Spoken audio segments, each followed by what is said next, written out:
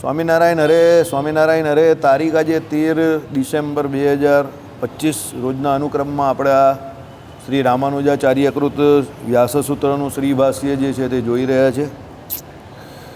આપણે અત્યાર સુધી જોયું કે ભાઈ અદ્વૈતીઓ જે છે તે શાસ્ત્રને મિથ્યા કહીને એ શાસ્ત્રમાંથી એમ કહી કે સત્ય એવા બ્રહ્મનું જ્ઞાન થાય છે. એના માટે એમણે ઘણા બધા ઉદાહરણો આપ્યા, પણ રામાનુજાચાર્ય કહે છે કે ભાઈ તમારા જે ઉદાહરણ છે એ દરેક ઉદાહરણથી એવું સિદ્ધ નહીં થતું કે ભાઈ મિથ્યા એવા શાસ્ત્રોમાંથી કે અસત્ય એવા શાસ્ત્રોમાંથી સત્ય એવા બ્રહ્મનું જ્ઞાન પ્રગટ થાય.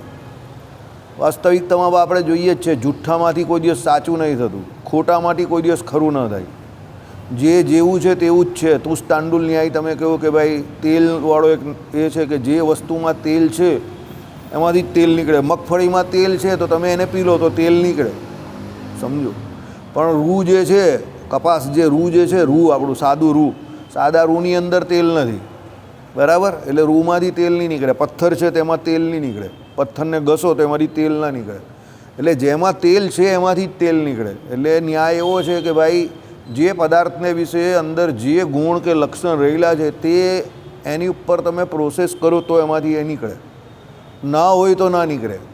જે સજ્જન પુરુષ છે, સાધુ પુરુષ છે, એની પાસેથી તમે સત્ય, શૌચ, દયા આદિ જે કોઈ પણ નિયમ છે એની આશા રાખો તો એ એનામાંથી તમને દેખાય. પણ પછી જેનામાં સત્ય, શૌચ, દયા આદિ જે કોઈ સત્પુરુષના લક્ષણ એ છે જ નહીં એનામાં, તો એ કોઈ દિવસ એમાંથી પ્રગટ થવાના નથી, બરાબર?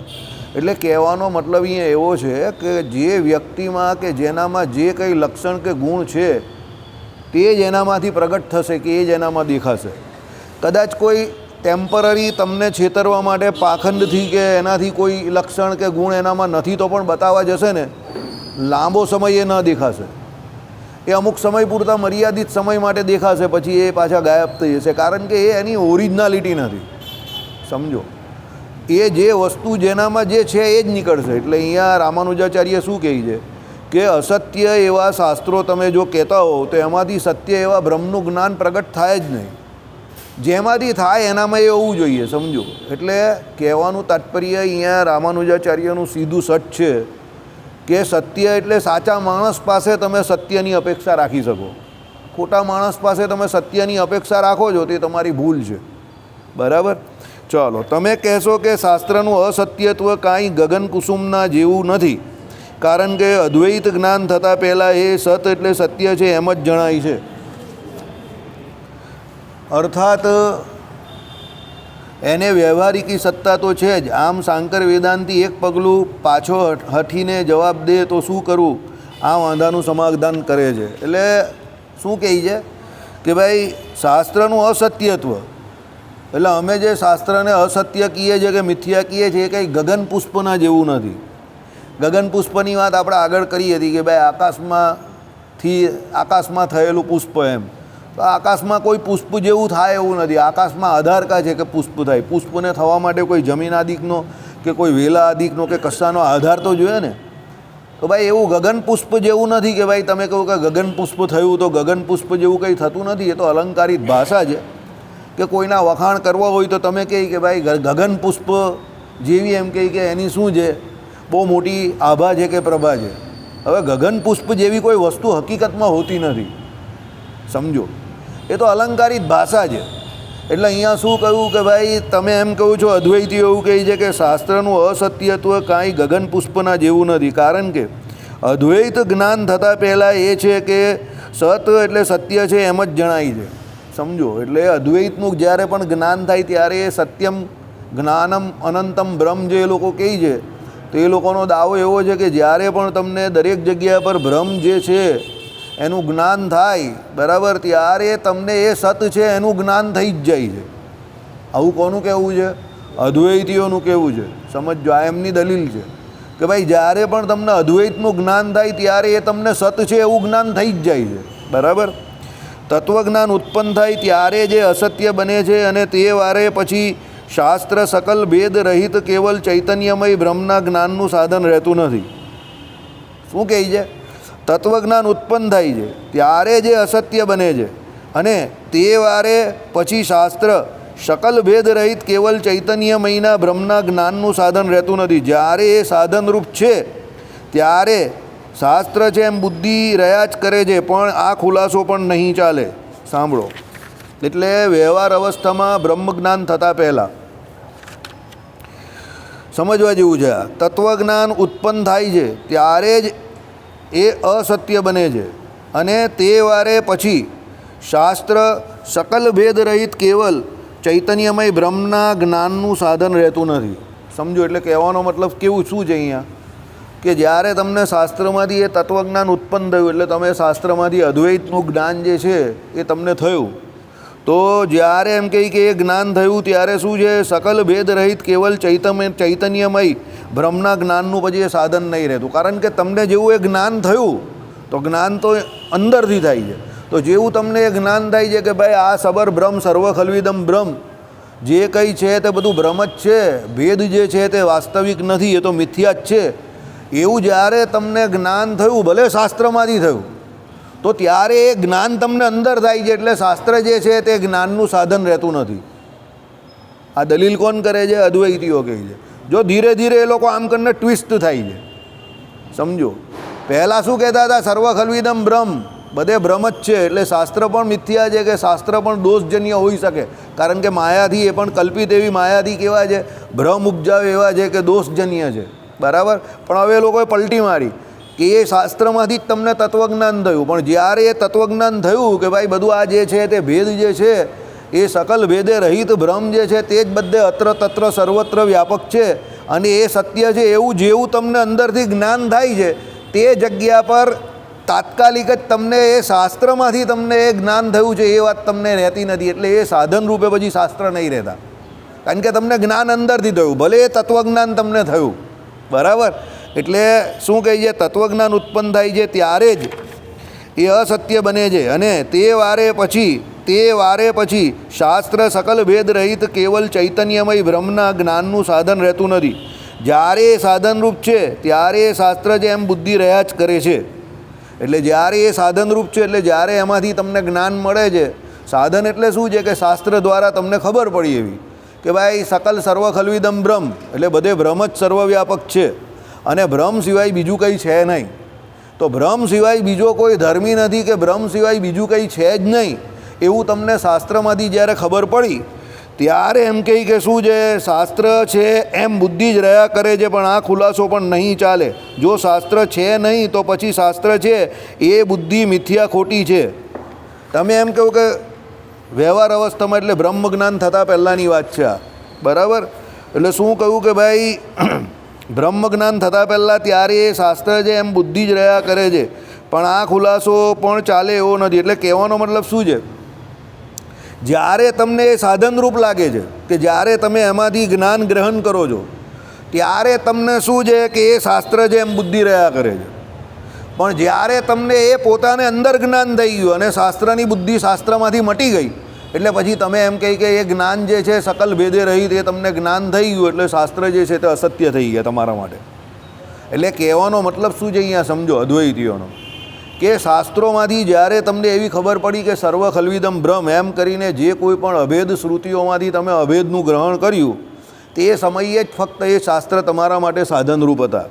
પણ જેવી તમને એ બાબતની ખબર પડી, કે જેવું તમને એવું જ્ઞાન થયું કે ભાઈ સર્વ ખલ્વિદમ બ્રહ્મ છે, એટલે બધું બ્રહ્મ જ છે, એટલે પેલા શાસ્ત્રો જે સાધનરૂપ હતા તમે એને પણ પછી અસત્ય જ માની લેવું, પછી એમાંથી તમને કંઈ લેવાનું નથી. આ તો કેવી વાત છે? યુઝ એન્ડ થ્રોવાળી વાત છે, કે જેમાંથી જે લીધું પછી એનો થ્રો કરી દેવાનો, પછી એને પણ છોડી દેવાનું એમ. આ અદ્વૈતીની બુદ્ધિ છે, આપણી નથી, યાદ રાખજો. એટલે શું કહ્યું કે આ ખુલાસો નહીં ચાલે. જો શાસ્ત્ર નહીં, તો પછી શાસ્ત્ર છે એ બુદ્ધિ મિથ્યા ખોટી છે. તમે કહેશો કે તેથી શું? તેથી આ કે શાસ્ત્ર મિથ્યા, એટલે શાસ્ત્રથી ઉત્પન્ન થતું જ્ઞાન પણ મિથ્યા. તમે એમ કહેવું છો કે ભાઈ શાસ્ત્ર મિથ્યા છે ને એમાંથી જ્ઞાન થયું તે સત્ય થયું, અને પછી શાસ્ત્રનો સાધન તરીકે ઉપયોગ કર્યો, અને પછી શાસ્ત્ર પાછું મિથ્યા થઈ ગયું, તો એ તો બને નહીં ને. કેમ? જ્યારે તમે એ શાસ્ત્રનો સાધન તરીકે ઉપયોગ કર્યો અને એમાંથી જ્યારે તમને જ્ઞાન થયું, તો ત્યારે જ્યારે જ્ઞાન થયું એ સમય પર તો એ શાસ્ત્રને તમે જ મિથ્યા કહેવું છો, દોષજન્ય કહેવું છો. તો એ શાસ્ત્ર મિથ્યા છે, તો એમાંથી થતું જ્ઞાન પણ મિથ્યા જ હોય. સમજો, હું અહીંયા એક ગાય દોરું, ફર્સ્ટ ક્લાસ ગાય દોરું, પેઇન્ટ કરું એકદમ જોરદાર, અને પછી તમને એમ કહું કે કોઈને દૂધ પીવું છે, તમે કહો કે આ પીવું છે, આમાંથી લઈ લો.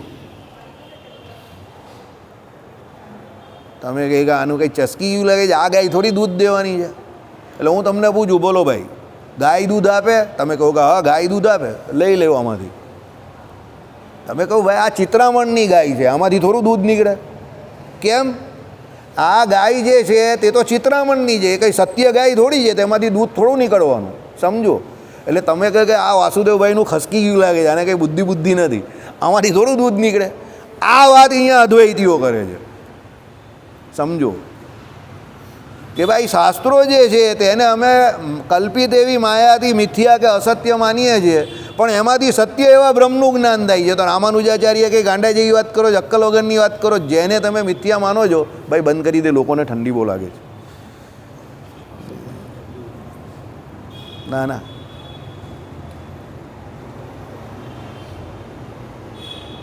મીન લગ્ન છે અમારું, બરાબર, આ ભાઈનું ધન લગ્ન છે, અમે બીજાનું પહેલાં વિચારીએ, સમજો.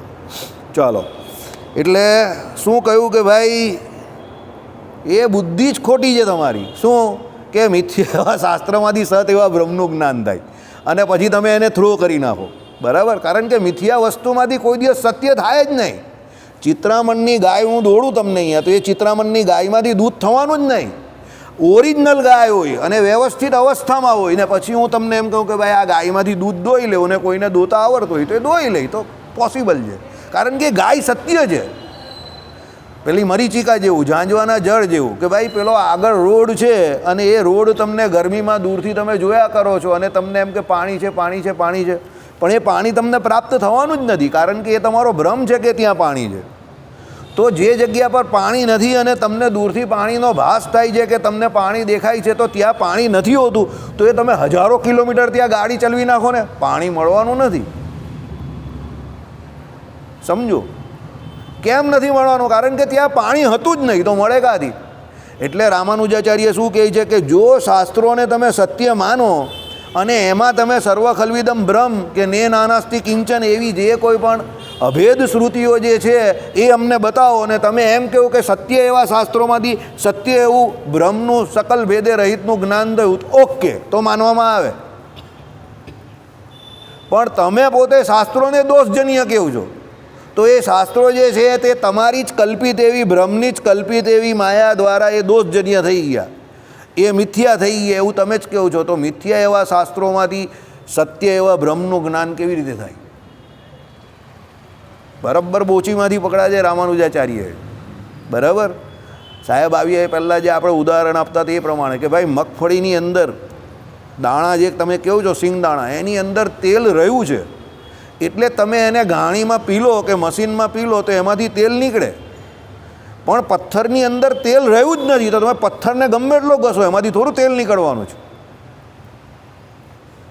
આઈડિયા આવે છે? જેમાં તેલ રહ્યું છે એને તમે પી લો કે એને પ્રોસેસ કરો તો તેલ નીકળે, પણ જેમાં તેલ છે જ નહીં તેમાંથી થોડું તેલ નીકળે. એટલે મિથ્યા એવી વસ્તુ તમે જે કોઈ પણ કહો છો એમાંથી સત્ય કોઈ દિવસ પ્રગટ ન થાય. શાસ્ત્રો આપણા શું કહે છે કે ભાઈ ઉત્તમ મધ્યમ ને અધમ એ 3 પ્રકારના જીવ છે, એમાં ઉત્તમનો સંગ કરવો. કેમ? એ ઉત્તમમાં જે કોઈ ઉત્તમ ગુણ રહ્યા છે એ તમને પ્રાપ્ત થશે. મધ્યમનો તમને સંગ કરવાનો આપતકાળમાં જ કહ્યો. કેમ? કારણ કે આપતકાળ છે, એટલે આપતકાળ તમારે કાઢવા માટે કંઈ ને કંઈ તો કરવું પડે ને. તો તમે એ સમય પર પહેલાં એમાં પણ ઉત્તમનો સંગ કરવાનો છે, એવું નહીં કે નહીં કરવાનો, પણ જો એ ઉત્તમ પાસે તમારા આપતકાળનું સોલ્યુશન નથી તો તમે મધ્યમનો સંગ કરી શકો. પણ અધમનો સંગ કરવાની તો આપતકાળમાં પણ ના પાડી. કેમ ના પાડી? એ અધમ વ્યક્તિનો તમે સંગ કરશો અને એની પાસેથી એ તમને કંઈ લાભ આપશે તો એના એ મગજમાં છે કે આણે મેં લાભ આપેલો છે, એટલે ગમે ત્યારે એ તમારો લાભ ઉઠાવવા માટે આવશે. એટલે શાસ્ત્રો શું કહે છે કે જે કંઈ થતું હોય તે તમારું કામ બગડે છે, બગડવા દેવું, એને હરિની ઈચ્છા સમજો, ભગવદ ઈચ્છા સમજો, અને આગળ વધવાનું અટકવાનું છે તો અટકી જાઓ, પણ અધમનો સંગ ન કરો. કેમ? તમે અધમ પાસે જે કોઈ સારી આશા રાખો છો તે તમારી આશા જ ખોટી છે, એમાંથી સારું નીકળવાનું જ નથી. Goodness comes from good heart, સમજો, બરાબર. અને એટલે કહેવાનો મતલબ શું છે કે સારા હૃદયનો જે કોઈ સારો જીવ છે, દૈવી જીવ છે, ત્યાંથી જ તમને કંઈ પણ સારી વસ્તુની પ્રાપ્તિ થશે કે એમાંથી સારા વિચારો જાણવા મળશે. કપિલ ગીતા જોઈ લઉં કે ભાઈ શ્રીજી મહારાજે ભક્તિ માતાને જે કહી તે હરિગીતા જોઈ લઉં કે ભાઈ પછી ભાગવતજીના એકાદશ સ્કંદમાં શ્રી કૃષ્ણ ભગવાને ઉદ્ધવજીને કહી તો ઉદ્ધવ ગીતા જોઈ લેવું. તમે કોઈ પણ ગીતા જોઈ લો, એમાં જે સત્પુરુષોની કે સાધુ પુરુષોની વાત કરી ભગવાને જ, દરેક જગ્યા પર ભગવાન પોતે જ છે, સામેના પાત્ર બદલાયા કરે છે. તો એ સત્પુરુષો દ્વારા જ કેમ કહી? કારણ કે એ સત્પુરુષમાં એ સદલક્ષણ છે કે જે બ્રહ્મ જે છે, ભગવાન જે છે એને ઓળખાવનારા છે, એ પોતે ભગવાનને ઓળખે છે અને એને ભગવાન સિવાય આ દુનિયામાં બીજી કંઈ લેવા દેવા કે માથાકૂટ જ નથી. સમજો, એટલા માટે એ સત્પુરુષ પાસેથી જ ભગવાનને ઓળખવાનું કહ્યું, સાધુને પહેલાં ઓળખવાનું કહ્યું.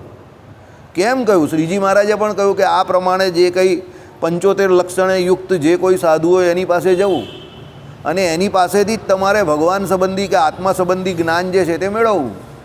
એ તમે ન કરી શકો તો તમારું કામ જ નથી. ગઈકાલના બોર્ડમાં પણ એ જ વાત છે. આચાર્ય મહારાજની આજ્ઞામાં શું લખ્યું કે માત્ર મુમુક્ષુ માત્રથી કોઈ પણ વ્યક્તિ જ્ઞાનયોગ કે ભક્તિયોગનો અધિકારી નહીં થઈ જતો.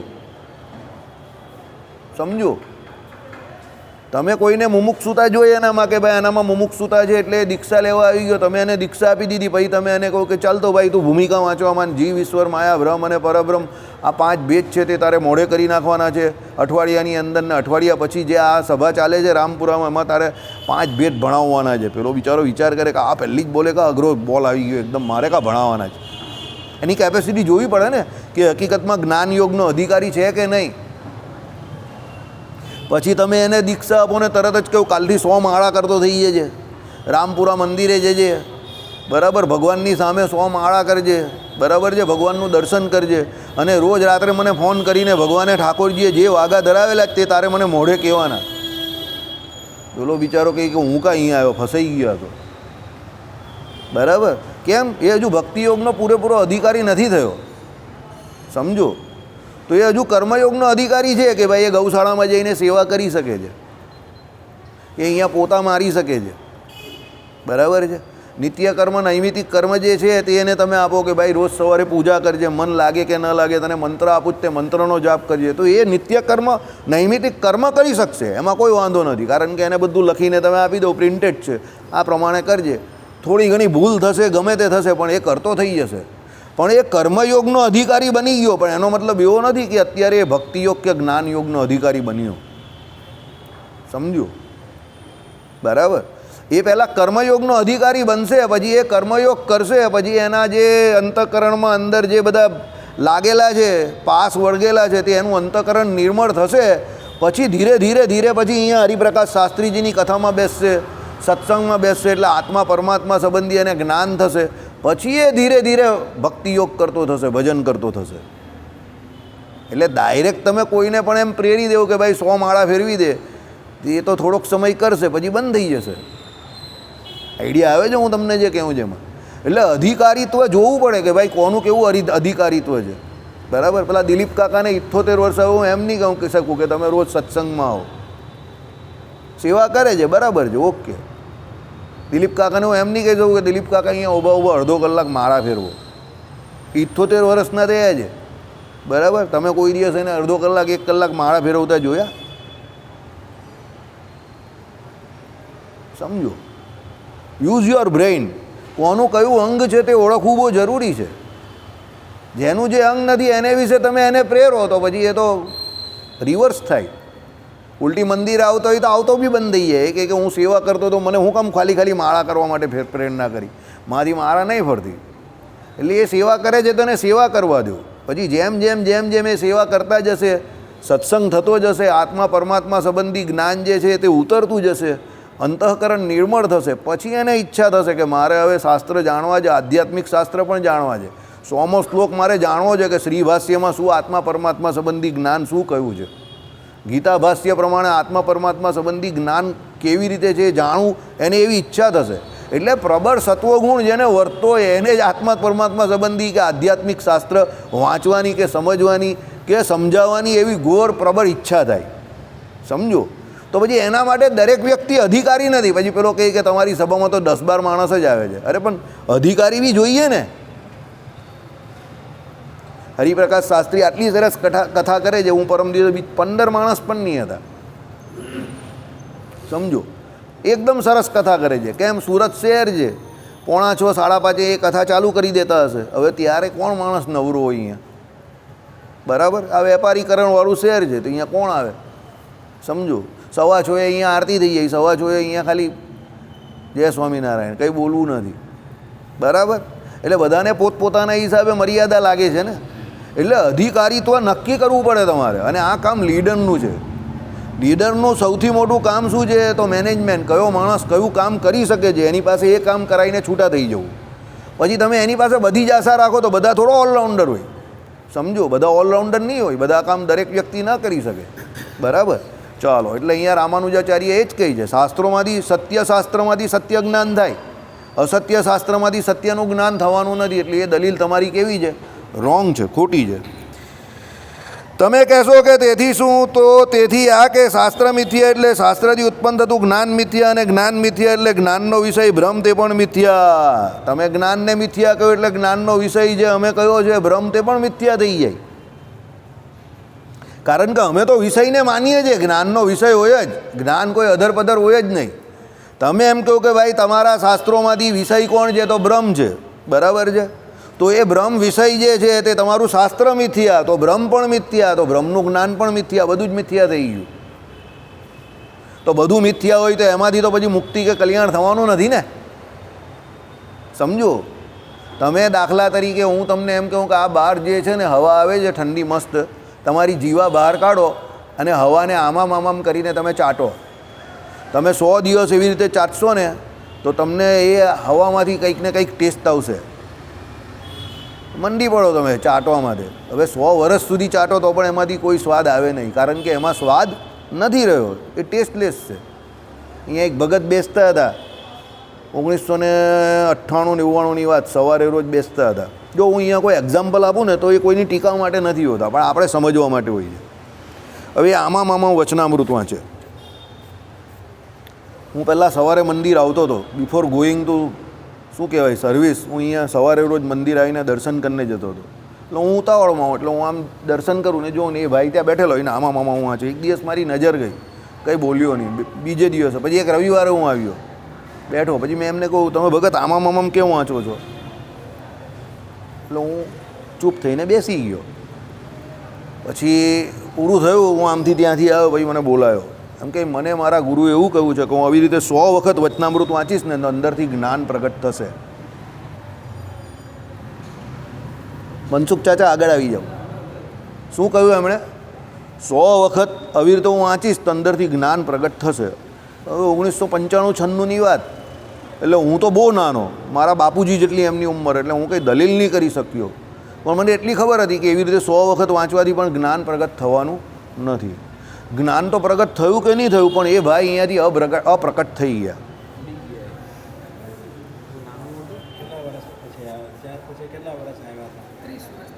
પછી એ એટલે 98ની સાલ હશે તો એ 2001-2005 સુધી દેખાયા હશે, પછી દેખાતા બંધ થઈ ગયા. જીવે છે હજુ, એ હજુ પણ એ ભાઈ જીવે છે, પણ અહીંયા આવતા મંદિરે બંધ થઈ ગયા. સમજો. હવે જો હકીકતમાં અંદરથી જ્ઞાન પ્રગટ થાય તો પછી રામપુરા મંદિરમાં બિરાજમાન જે મેઇન મંદિર છે, જે જગ્યા પર 100 વખત વાંચવાથી જ્ઞાન પ્રગટ થયું, તો એને છોડીને કોઈ ચાલ્યો થોડો જાય. સમજો. તમે એમ કહો કે ભાઈ મને અહીંયા આ સૌથી પ્રિય છે, મને સૌથી વધારે તમે કહો કે રસગુલ્લા બહુ ભાવે છે, તો તમારે ત્યાં રસગુલ્લા કોઈ દિવસ બગડે નહીં. તમારે ત્યાં રસગુલ્લા બગડે છે એટલે કાં કોઈને ડાયાબિટીસ છે, કાં નથી ભાવતા, કાં તમે એનાથી ડરો છો કે રસગુલ્લા ખાય તો ડાયાબિટીસ થઈ જાય એટલે વધે છે. બાકી તમને ભાવતા હોય ને તમને ઓકે હોય તો રસગુલ્લા થોડા બગડે તમારે ત્યાં. એટલે એ ભાઈ આવતા બંધ થઈ ગયા. સમજો. બરાબર. એટલે પ્રગટ બ્રહ્મ કે તમે પ્રત્યક્ષનો મહિમા કેવું છે, પણ ટકવા જોઈએ ને. એટલે તમારા બોલવામાં એ મહિમા છે, આપણે કોઈનો વિરોધ નહીં કરતા, પણ હકીકતમાં અંદર છે કે નહીં એ અલગ વિષય છે પાછો. સમજો. શાસ્ત્રો કે આધ્યાત્મિક જગત ફક્ત ને ફક્ત ઉછળકૂદ કરવાનું કે ફૂફાડા મારવાની જગ્યા નથી. આ જગ્યા જરા ઊંડી જગ્યા છે. અને અહીંયા તમારે પેલું કેવું છે, પાણી જેવી જગ્યા છે. એટલે તમારે તમારી જે આધાર જે છે ને પીચ પહેલાં તૈયાર કરવી પડે. એ પીચ તૈયાર કરવાની, સખત પીચને પછી એની ઉપર તમારે ઊભા રહીને રમવાનું છે. કારણ કે આ જગ્યા છે ને બહુ લપસણી છે, એટલું બધું સરળ નથી અહીંયા. સમજો. કારણ કે કેવું છે કે અહીંયા ઘણું બધી વસ્તુનું તમારે ધ્યાન રાખવાનું છે. સૌથી મોટી માયા ભગવાને માયા એટલી પ્રબળ બનાવેલી છે કે તમે એનો વિશ્વાસ કરવા જરા પણ જાઓ તો ભલા ગબડી પડે. એટલે જરા પણ અહીંયા આવીને અહંકાર નહીં કરવાનો કે હું આમ છું ને હું તેમ છું ને હું ફલાણું છું ને. ભગવાન જે કરાવે તે થયા કરે છે. બાકી કોઈ બાબતનો કોઈ અહંકાર રાખવા જેવો નથી. બરાબર. ગલત ફહેમી નહીં પાડવાની. સમજો, ખુશ ફહેમી આવે, ગલત ફહેમી આવે. ખુશ ફહેમી આવે, ખુશ ફહેમી એટલે બહુ નાની નાની બાબતમાં, ખોટી બાબતમાં ખુશ થઈ જવું. આખા સંપ્રદાયમાં ધડ મૂળથી ફેરફાર કરી નાખ્યો, પોતે જાતે જ ખુશ થઈ જાય. હવે સફળતા એ 2-5% હોય, પણ એને માની બેસે કેટલી 70, 80, 90%ની સફળતા. હવે સમજો એકચ્યુઅલી ધરમૂળથી ફેરફાર થઈ જતો હોય તો સંપ્રદાયની અત્યારે જેવી પરિસ્થિતિ છે એવી રહી ખરી? આઈડિયા આવે છે હું જે કહું છે એમાં? એટલે તમે જે કામ એવું બોલો છો કે બહુ મોટું કામ કરી નાખ્યું, એમાં તમારું પાર્ટિસિપેશન જે છે કે એના પર્સન્ટેજ ઓફ જે કોઈ સક્સેસ જે છે એ 2-5% જ છે. પણ તમે એને જબરજસ્તી એવું ખુશ ફેમીમાં જો, પોતે ખુશ થવા માંગો છો, તો ધડમૂળથી મેં ફેરફાર કરી નાખ્યો. દુનિયા આપણા આવ્યા પહેલાં આવી રીતે જ ચાલતી હતી, આપણા ગયા પછી પણ આવી રીતે જ ચાલશે. દુનિયા એવી રીતે જ ચાલવાની છે જેમ એને ચાલવાનું છે. આપણે શું કરવાનું છે એ આપણે નક્કી કરવાનું છે. બાકી દુનિયા હલાવવા જઈશું કે દુનિયાને ફેરવી નાખીશ, ધીરી બાપુરિયા. આપણે એટલા માણસ છે કે આપણે આપણા ગોલ જે છે ને એટલા સિદ્ધ કરી નાખીએ ને, ભાઈ મારું કલ્યાણ થઈ જાય કે મારો મોક્ષ થઈ જાય ને હું મારા માટે જે કંઈ કરું છું બસ, તો બહુ છે. બહુ મોટી આશા રાખવા જેવી નથી. બરાબર. ચાલો. જેમ ધુમ્મસને ધુમાડો ધારીને થયેલું જે અગ્નિજ્ઞાન તે મિથ્યા હોવાથી એ જ્ઞાનનો વિષય અગ્નિ પણ મિથ્યા છે. એ રીતે અત્યારે સવારે ધુમ્મસ થાય જ છે. રોજ સવારે અર્લી ઇન ધ મોર્નિંગ તમે જતા હો ગાડી લઈને તો તમને બહાર ધુમ્મસ દેખાય. હવે કોઈ વ્યક્તિને એ ઠંડીનો અને ધુમ્મસનો અનુભવ નહીં હોય તો એ શું કહે, ઓ આગ લાગે જ કશે ભાઈ. બરાબર. બહુ ધુમાડો નીકળે છે. એ તો બધે કહી દે આગળ આગ લાગી જતા નહીં કોઈ, પેલો કે આનું ચસકી ગયું લાગે. આ તો રોજનું છે, ધુમ્મસ છે, આગ બાગ કંઈ લાગી નથી. એટલે શું કહેવું અહીંયા કે એ અગ્નિ પણ મિથ્યા છે, કારણ કે એ ધુમાડો તો દેખાય છે એટલે ધુમાડો તો મિથ્યા છે જ, પણ જે કારણ અગ્નિ એ માને છે એ અગ્નિ પણ મિથ્યા છે. કેમ? કારણ કે આગ લાગી જ નથી એકચ્યુઅલી, એ તો ધુમ્મસ છે. બરાબર. વળી તમે કહ્યું કે પછીથી એનો અદ્વૈત એટલે બ્રહ્મજ્ઞાનનો બાદ થતો જોવામાં આવતો નથી. એટલે કેવી રીતે?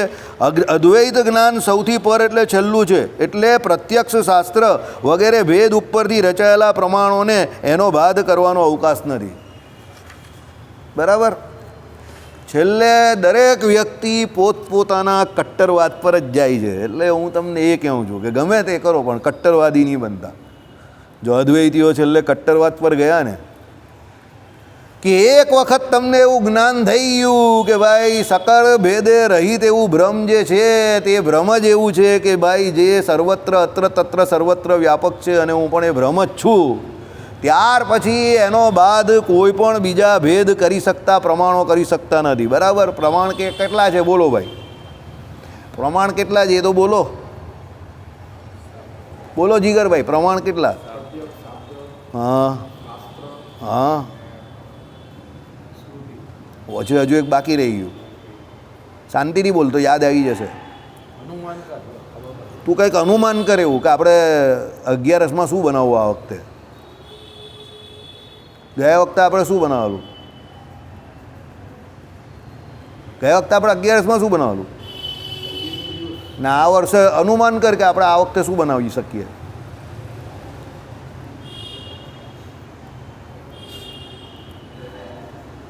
બોલ જાય. અનુમાન પ્રમાણ હું જ જવાબ આપું છું. બરાબર. પ્રત્યક્ષ પ્રમાણ છે. પ્રત્યક્ષ એટલે જે સામે દેખાય એ પ્રમાણ છે. બરાબર. હવે પ્રત્યક્ષમાં તમે શું જોવો છો કે આ જીગર છે, આ દીપક છે, આ પેલા ભાઈ, તમારું નામ શું મોટા ભાઈ? દિનેશ. હા, દિનેશનો અર્થ ખબર જ તમને? જે દિનના ઈશ્વર છે તે તો દિવસની શરૂઆત કોના દ્વારા થાય? સૂર્યનારાયણ છો તમે, પ્રત્યક્ષ સૂર્યનારાયણ છો. તમારો ચહેરો પણ એવો જ છે, સિંહનો સૂર્ય હશે. ચાલો, દિનેશભાઈ બરાબર છે, પછી દીપકભાઈ બરાબર છે, આ જયભાઈ. તો આ પ્રત્યક્ષમાં તમે જોવો છો તો કંઈ અભેદ થોડું દેખાય છે. આ બધા જુદા જુદા જ છે ને. આ મનસુખભાઈ છે અમારા, સમજો. બરાબર. એમને જોઈને મને કાયમ જ યાદ આવે, મનસુખ ચાચા કુછ ગાઓ, કારણ કે એમનો અવાજ બહુ સરસ. એમના બાપુજીનો અવાજ પણ બહુ જોરદાર હતો, બહુ મસ્ત પદ ગાતા હતા. અત્યારે મનસુખ ચાચા એટલું ગાતા નથી, એટલે હું એમને જોઉં ને કાયમ ગાડી પર, એટલે મારા મોડામાંથી આ નીકળી જ જાય. નીકળે છે કે નહીં, જો એમને જોઈને જ કહું કાયમ જ. બરાબર? કેમ? ગાવાનું એમનું અંગ છે, અને વગર માઇકે એટલું સરસ ગાય કે આપણા પેલા WWF છે ને એના જેવું છે, વરદાન છે કે ગાય એટલે માઇકની જરૂર જ નહીં, એમ ઇનબિલ્ટ છે માઇક અંદર, ગળાની અંદર જ માઇક, અને અવાજ પણ સારો, સુમધુર કંઠ. પણ આજકાલ એમના ગાયનનો આપણે અવકાશ મળતો નથી સાંભળવાનો. બરાબર? હવે એ મનસુખભાઈ છે, સમજો. આ ભૂરા ભગત છે તે, આ આપણા અશોકભાઈ છે તે, બરાબર, પેલા વિમલભાઈ છે તે પ્રત્યક્ષ તમે જ્યારે જોવો છો ત્યારે આ ભેદ તમને દેખાય છે ને. આ બધા જુદા જુદા વ્યક્તિ છે, પણ અદ્વૈતીઓ શું કહે છે કે ભાઈ આ ભેદ તમને પ્રત્યક્ષમાં જે દેખાય છે તે અવાસ્તવિક છે. કેવો છે? અવાસ્તવિક. અવાસ્તવિક એટલે કેવો? વાસ્તવિક નથી. તો કેવો ભેદ છે? આ તમને ભેદ દેખાય તે બધો મિથ્યા છે. હવે તમે એમ કહું કે ભેદ મિથ્યા છે, તો અહીંયાથી સુનિલના ખિસ્સામાંથી 100 રૂપિયાની નોટ આપણે લઈએ, અને એ નોટ ફરતી ફરતી ફરતી ફરતી ફરતી ફરતી ફરતી ત્યાં ભૂરા ભગતના ખિસ્સામાં જાય, અને પછી હું એમ કહું સુનિલને, સુનિલ તારા ખિસ્સામાં 100 રૂપિયા વધ્યા કે ઘટ્યા? સુનિલ કે હું આ ગાંડા જેવી વાત કરે, તે 100 રૂપિયા અપાઈ દીધા તો વધે થોડા, ઘટે જ ને. સમજો. તો ભેદ જો મિથ્યા હોય તો સુનિલના ખિસ્સામાંથી ફરતી ફરતી જે 100ની નોટ ભૂરા ભગત સુધી પહોંચી, ના ભેદ જ મિથ્યા હોય તો પછી સુનિલના ખિસ્સામાં 100 રૂપિયા ઘટવા જોઈએ નહીં, ને પેલા ભગતના ખિસ્સામાં 100 રૂપિયા વધવા જોઈએ નહીં, કારણ કે એ મિથ્યા છે. ભૂરા ભગત કે મને તો મજા આવી ગઈ, રોજ આવી રીતે નોટ છોડાવજો, મારી પાસે તો 100 વધતા જાય. સુનિલ કંઈ મને મજા નહીં આવતી, તું જગ્યા બદલતો ભાઈ, નહીં તો અનુક્રમ બદલતો, આથી 100ની નોટ ચાલુ કરીને આ બાજુ અપાવ. બરાબર? એટલે પ્રત્યક્ષ પ્રમાણ કોઈ દિવસ એવું સિદ્ધ કરતો નથી કે આ બધું મિથ્યા છે. બરાબર છે ને? મિથ્યા એટલે કેવી રીતે મિથ્યા? કે ભાઈ તમે જે કંઈ વ્યવહારમાં જોવો છો તો વ્યવહાર સત્ય જ છે. હવે અત્યારે અહીંયા એક પદ ગાવાનું છે, સિમ્પલ વાત, સમજો, સરસ પદ છે, બધી રીતે બરાબર છે, પણ અહીંયા બેઠેલા બધા લોકો જેટલા પણ છે, અહીંયા 15-20 માણસ જે કંઈ બેઠા છે તેમાં એ પદ ગાવાનું છે, તો એવા ખાલી 4 કે 5 વ્યક્તિ જ હશે કે જેને એ પદ વ્યવસ્થિત ગાતા આવડે અને બીજા શાંતિથી સાંભળે. બાકી જો કોઈ ભૂલમાં હું એ પદ કોઈ ત્રીજા વ્યક્તિને કે કોઈ એવા વ્યક્તિને ગાવા આપી દઉં, પેલા સામે બોર્ડ ચલું એ પ્રમાણે, તો બાકીના 20માંથી એક કરીને બધા ઓટોમેટિક પદ પૂરું નહીં થશે, એ લોકો પહેલાં પબ્લિક પૂરું થઈ જશે, બધા ભાગી જશે. કેમ? પ્રત્યક્ષમાં તમે જે કંઈ જોઈ રહેલા છો તે ભેદ જે છે તે સુસિદ્ધ છે. સમજો. કેવી રીતે સુસિદ્ધ છે? વ્યક્તિઓ આપણે બધા જુદા જુદા છે, ભ્રમ જે ભગવાન જે છે તે આપણી અંદર અંતર્યામી પણ રહેવું છે, પણ આપણે કોઈ પોતે ભ્રમ નથી. એટલે અદ્વૈતીઓ જે એમ કહે કે ભાઈ સર્વ ખલ્વિદમ બ્રહ્મ, બધું ભ્રમ જ છે, અને ભ્રમનું જ્ઞાન થાય એટલે પેલું બીજું બધું ભૂલી જાય, પણ એ વાત સાવ ખોટી છે. આપણે બધા કોઈ ભ્રમ નથી, આપણે આત્મા છે, અને આપણી અંદર પુરુષ રૂપે પરમાત્મા રહેલા છે. શ્રીમદ ભાગવત 10મ સ્કંદ. આનો જવાબ ભગવાને વચનામૃતમાં આપેલો છે કે એ ભગવાન પુરુષ રૂપે રહ્યા હોય કે પુરુષોત્તમ ગમે તે રૂપે રહ્યા હોય, પણ એ પુરુષોત્તમ પોતે જ છે. એટલે એ ભગવાનને આપણે તો ભગવાન જ માનવા, એ બીજી કોઈ 56-56માં પડવું નહીં કે કયા રૂપે રહેલા છે. કારણ કે આની ઉપર પણ આખું અર્જુનદાસ શાસ્ત્રીનું એક દૂધ, એ તો બધી કરામત છે, સમજો. બરાબર? એ બધું બહુ મોટું તત્વજ્ઞાન છે, સમજો. બરાબર? એટલે આકાર રૂપે રહેલા છે, સાકાર રૂપે રહેલા છે, એવું ભગવાનના ભક્તે માન્યું. આપણે એવી રીતે આપણે સમજવું પડે. કેવી રીતે? સમજો. દાખલા તરીકે અંતર્યામી પણ ભગવાન જે રહ્યા છે, તો ભગવાનના કેટલા રૂપ કયા? ચાલો બોલો નિગમભાઈ, ભગવાનના રૂપ કયા કયા? 1 મિનિટ બોલો. ભગવાનના 5 રૂપ કયા? ચાલો તમે બોલો ધનસુખભાઈ, ભગવાનના 5 રૂપ કયા? Very good. અર્ચા અંતર્યામી, પછી 2 રહી ગયા, 2 રહી ગયા, 5મારી પર અર્ચાના અંતર્યામી 3 જ બોલ્યા ને? વ્યૂ બોલ્યા? હા, ચાલો 1 રહ્યું ને? બોલ ભાઈ, બોલ જાય. વિભવ. ચાલો, પર વ્યૂ વિભવ અર્ચા અને અંતર્યામી, આ ભગવાનના 5 રૂપ છે. સમજો, આ ભગવાનના રૂપ છે ને. હવે ભગવાન જે અંતર્યામી પણ રહ્યા છે, સમજો, તો આપણે આ 5 રૂપની વાત કરીએ તો આપણા માટે અંતર્યામી રૂપે રહેલા છે, પણ જ્યારે ભગવાને કર્મ ફળ પ્રદાતા બનીને કર્મનું ફળ આપવાનું છે, તો એના માટે ભગવાનને કોઈ રૂપની જરૂર પડતી નથી. જે કમ્પ્યુટરને જાણતા હશે, ઓટો પ્રોસેસ એક વખત સેટ હોય ને ઇનબિલ્ટ હોય પછી એ ઓટો પ્રોસેસ એનું કામ એમને એમ થયા કરે. એમ ભગવાન અંતર્યામીપણે કરીને સ્વરૂપે કરીને જે અંદર રહ્યા છે એના દ્વારા એ ભગવાન કર્મનું ફળ આપી શકે છે. પણ ભગવાન કહે કે એ કર્મનું ફળ ભગવાન પોતે આપે છે, એટલે ભગવાનના ભક્તે એને કેવા જાણવા? સાકાર જ જાણવા. અને જ્યારે એ ભક્ત એ ભગવાનની ઉપાસના કરશે ત્યારે એને અંગુષ્ઠ પરિમાણ રૂપ એટલે અંગૂઠા જેટલા એ ભગવાન અંદર દર્શન આપશે. ભગવાન દર્શન આપશે, કેવા આપશે? ભગવાન પુરુષ રૂપે દર્શન આપશે. આપશે ને પુરુષ રૂપે દર્શન? સાંભળો, એ પુરુષ રૂપે રહેલા પુરુષોત્તમ જ છે, સમજો.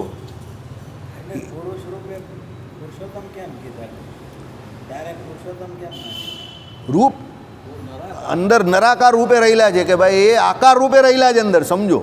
આપણે નહીં કહેતા નરાકાર, જેન્ડર આકાર તરીકે એમ. એને તમારે એને નિરાકાર, કારણ કે અદ્વૈતીઓ કે બીજા નિરાકારવાળા શું કહે છે કે ભાઈ એ તો અંદર નિરાકાર છે તો પણ એ સમર્થ છે. શું કરવા માટે? કર્મનું ફળ આપવા માટે. અને હકીકત પણ જે સમર્થ છે, એવું નથી કે નથી સમર્થ. પણ ભગવાને શું કહ્યું કે ભાઈ ભગવાનનો ભક્ત સાકારની દ્રઢપણાની એને એ છે પ્રતીતિ છે, તો એણે એ ભગવાનને અંદર જે સમજવા તે કેવા સમજવા? સદા સાકાર જ સમજવા.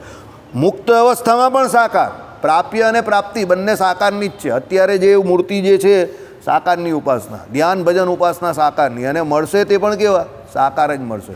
અને જે તેજ કહ્યું તે તો ભગવાનનું પોતાનું તેજ છે.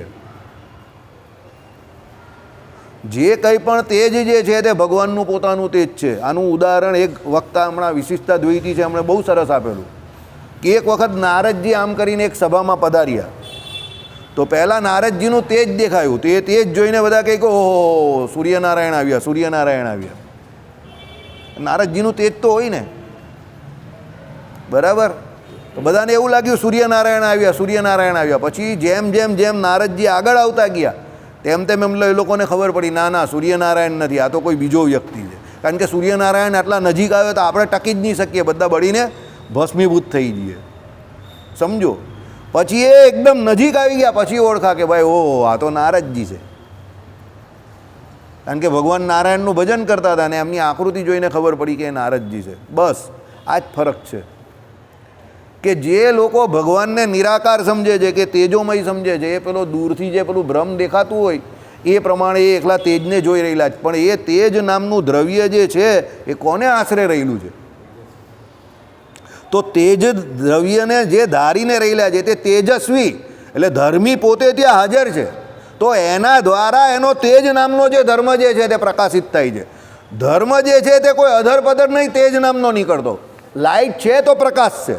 તેમ ધર્મી એટલે ભગવાન છે અને એ ભગવાનમાંથી એ તેજ નીકળે છે. જેમ પેલા નારદજી આવ્યા અને નારદજીનું જે તેજ દેખાતું હતું એ પ્રમાણે.